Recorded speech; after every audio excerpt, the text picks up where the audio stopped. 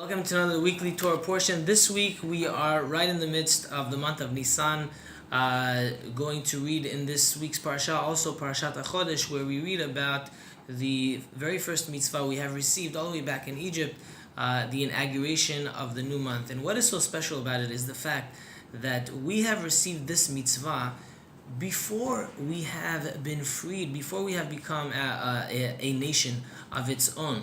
And the idea behind it is the very mere concept of being able to have ownership of your time and of yourself. Hachodesh hazeh lachem. This month is to you. You have complete ownership of the time and place and of the self and of yourself. And Hashem is basically telling us that even in the constraints of Mitzrayim, of Egypt, even in the midst of slavery, even when we had no idea what will become of us, we didn't know how to plan, how to look into the future, how to be visionary in our lives, we still had the mitzvah, we still had the belief that Hashem had within us to make something out of ourselves.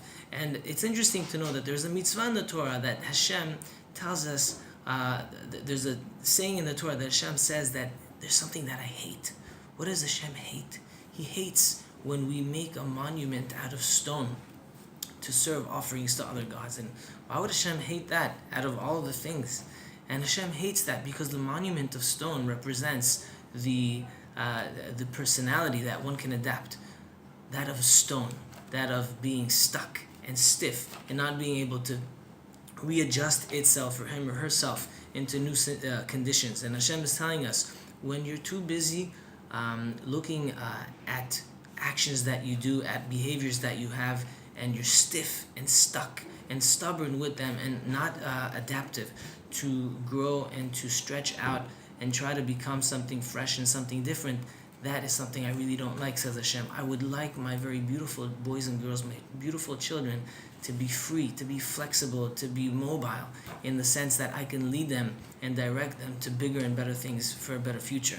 There's also an interesting reason why the kosher fish specifically have fins and scales. Why? Why do they need that? Why are those the elements to make fish kosher? Because through the scales and fins specifically, they could swim against the tides, against the currents. That's exactly what Hashem wants to show us. You want to be a kosher fish? You want to be a winning little goldfish? You know what you have to do? You have to jump out of that bowl. You have to go against the tides and against the currents. And that's what Hashem is telling us. Hachodesh hazeh lachem. This month is to you. The first mitzvah we got is the mitzvah of making a time and date for ourselves, to have full presence and ownership of our actions, and to know that wherever we are, even we may be in Mitzrayim now, we may be stuck in constraints of our time and the things that we're dealing with on a personal level, we can take that challenge and help and grow out of that situation by knowing that Hashem is with us. Hashem doesn't want us to be stiff. He doesn't want us to be stuck like stone. He wants us to use fins and scales to swim out of any condition, any situation. And this is the month that we can go ahead and do so. The month of Nisan, the month of redemption, the month of Geulah. And coming just around the corner, the holiday of Passover is the fundamental holiday of Judaism. Judaism is Passover. Passover is Judaism. That is where it all began.